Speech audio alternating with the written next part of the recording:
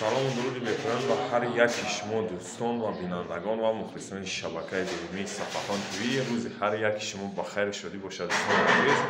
ва инак дар навори имрӯза хостем як чизро барои шумо бирасонем дӯстон.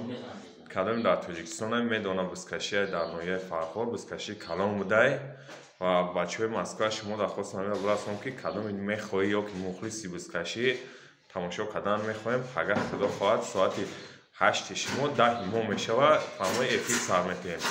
кадоми балети ки бизкашӣ марҳамат бидроед тамошо кунед. дӯстон ва дастгирро фаромӯш накунед, чунки дастгири шумо пешравии мо аст.